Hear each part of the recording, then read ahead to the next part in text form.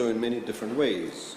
We have families watching the stream live on the Fijian government Facebook page and on the Parliament Live website. We have some watching from their home with their families on television, many on the new Walisi platform. And we even have some who are streaming their address live on their smartphones as we just rolled out the Walisi mobile application this week, putting all of the Walisi's channels, FBC, Fiji One, FBC Sports, My TV, Channel 2, FBC Plus, the Parliament channel, and the Hope channel at the fingertips of every Fijian. We were standing in this very spot during last year's budget address where we announced the first budgetary allocation for the nationwide rollout of the Walisi platform.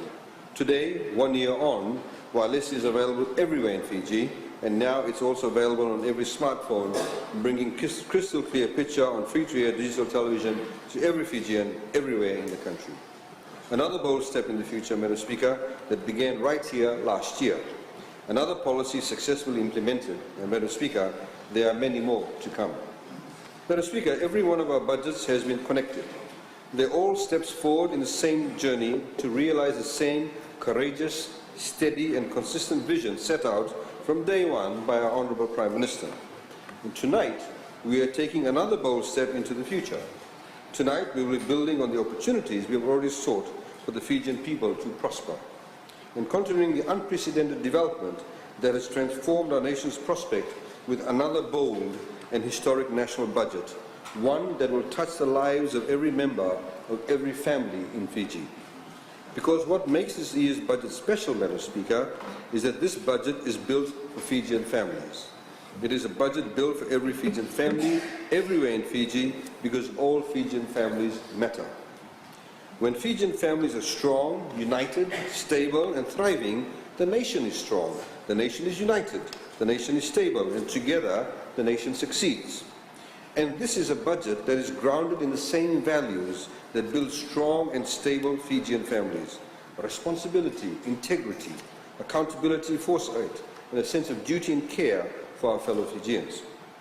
This is a budget that empowers Fijian families, laying out new and better economic opportunities for every member of every family in the country.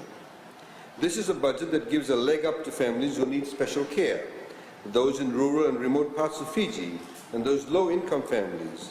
And this is a budget that protects families who are facing tragic and unforeseen circumstances.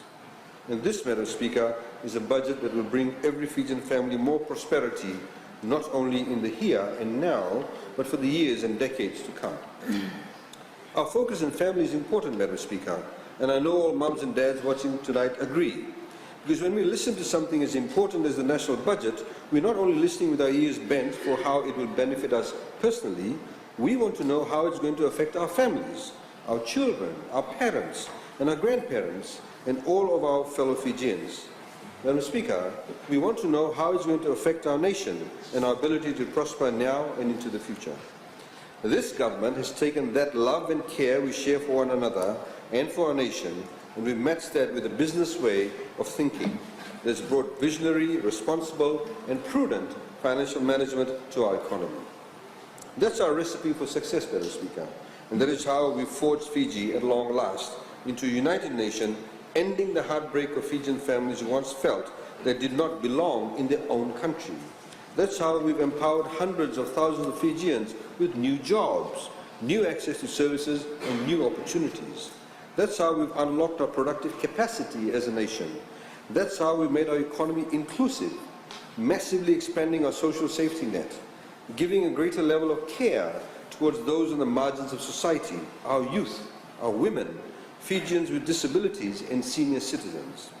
That's how we brought water, electricity, roads, telecommunications, health services, and higher quality education to more Fijians in every corner of our country. And that is how, Madam Speaker, we have achieved 9 straight years of economic growth, the longest running period of growth in Fijian history. Tonight, we build on this success, Madam Speaker, in a responsible manner, in a strategic manner, and in a deeply caring manner as well. Tonight, we'll see what 9 years of economic growth, 9 years of prosperity, and 9 years of progress have created for Fiji. Madam Speaker, I will only be covering the significant new budgetary funding allocations and spending priorities this evening. You'll all remember the detailed budget kits that were published last year in the Fiji Sun, with the full breakdown of the national budget. That will be happening again in next week's paper. The budget details will also be published on the Ministry of Economy website at www.economy.gov.fj.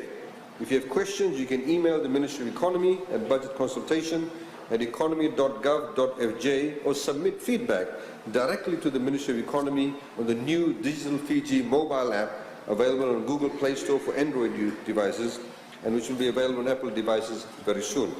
Another new development we'll cover shortly, Madam Speaker.